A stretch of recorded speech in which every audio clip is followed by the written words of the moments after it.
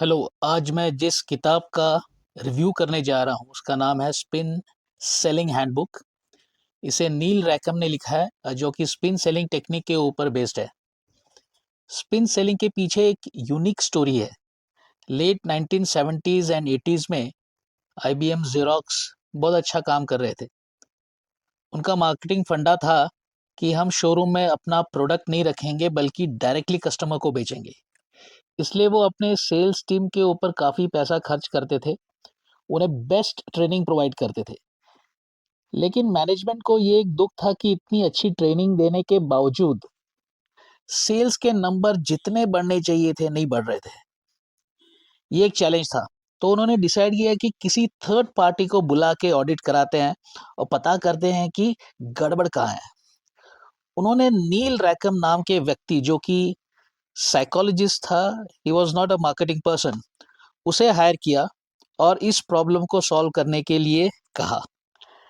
नील रैकम और उसकी टीम ने लगभग 35,000 sales calls Xerox and IBM के सेल्स टीम के साथ उन्होंने अटेंड किए और रिकॉर्ड भी किए, जो कि लगभग 12 साल तक चला। तो आप समझ सकते हो कि कितना बड़ा प्रोजेक्ट रहा होगा।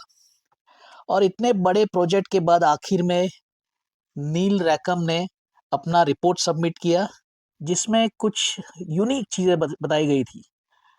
सबसे पहले उन्होंने कहा कि जो ट्रेडिशनल सेलिंग टेक्निक है, वो बड़े बिजनेस यानी बिग डील जहां पैसा ज्यादा इन्वॉल्व हो, वहां काम नहीं करेगा। दूसरा ऑब्जर्वेशन था कि जहां जहां बायर और सेलर के कन्वर्सेशन के बीच में ज्यादा बायर ने बात की हो, वहां डील होने के चांसेस सबसे ज्यादा थे। तो सवाल था कि बायर कैसे ज्यादा भाग ले पाएगा इस कन्वर्सेशन में, जो कि सिर्फ पॉसिबल था अगर आप उनसे सवाल पूछते हो तो। और इसका सॉल्यूशन फिर नील रैकम ने अपने मॉडल में दिया, जिसको उन्होंने कहा स्पिन मॉडल, जिसमें स्पिन कुछ नहीं बल्कि एक सवालों की श्रृंखला थी। जो सवाल सेलर को बायर को पूछने थे, तो स्पिन में एस जो सबसे पहले था, वो सवाल थे सिचुएशन क्वेश्चंस, यानी कि उस कंपनी और उस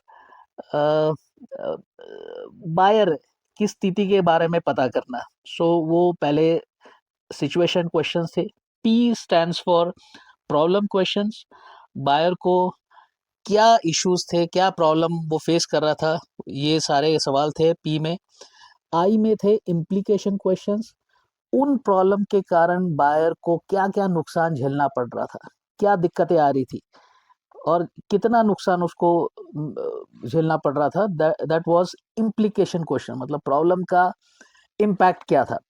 और आखिरी में जो एन था, that is nothing but need pay off questions. तो आपको ऐसे सवाल पूछने थे जिसमें अगर सेलर वो जो लॉसेस फेस कर रहा है बायर, अगर उसको नेगेट कर पाए या फिर उसको उन लॉसेस को प्रॉफिट में कन्वर्ट कर पाए, तो क्या बायर उनके प्रोडक्ट या फिर उनके सॉल्यूशन को सुनना या देखना पसंद करेगा।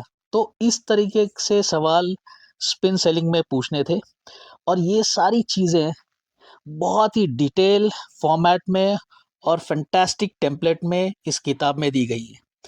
मेरे हिसाब से ये किताब हर एक मार्केटिंग एंड सेल्स प्रैक्टिशनर के लिए तो मस्ट बाय बनता है। अब मैं ये किताब ओपन करके दिखाता हूँ। आप जहाँ पे भी ओपन करोगे, आपको वर्कशीट्स, आपको टेम्पलेट्स नज़र आएंगे।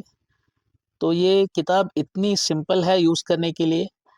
आपको जो प्रोसेस दिया गया है उसे सिर्फ फॉलो करना है, थोड़ा सा ध्यान से पढ़ना है और टेम्पलेट्स एंड वर्कशीट्स आपको फिल करने हैं। अगर आप उनको ठीक तरीके से फिल करते हो प्रोसेस समझ के, तो मैं कह सकता हूँ कि you are almost ready to go and start using spin selling. ये किताब टाटा मैग्रो हिल ने पब्लिश की गई है और काफ़ी महंगी किताब नहीं है, सस्ती किताब है और it's a I would say a best investment, something which each and every marketing person should have it. ये मैं खुद यूज़ करता हूँ और अपने स्टूडेंट्स को मैं ट्रेन करता हूँ स्पिन सेलिंग में। बहुत जल्द ही मैं एक वीडियो लाने वाला हूँ, रिकॉर्ड करने वाला हूँ, जिसमें डिटेल में स्पिन सेलिंग कैसे यूज़ करते हैं और उसका फ़ायदा कैसे आप उठा सकते हो, उसके ऊपर मैं एक वीडियो बनाने वाला हूँ। तो आप मेरे इस चैनल को लाइक एंड सब्सक्राइब करके रख दीजिए, सो दैट जैसे ही स्पिन सेलिंग के ऊपर डिटेल ट्रेनिंग सेशन मैं जब अपलोड करूँगा, आपको उसका इंटीमेशन मिल जाएगा। धन्यवाद। Thank you.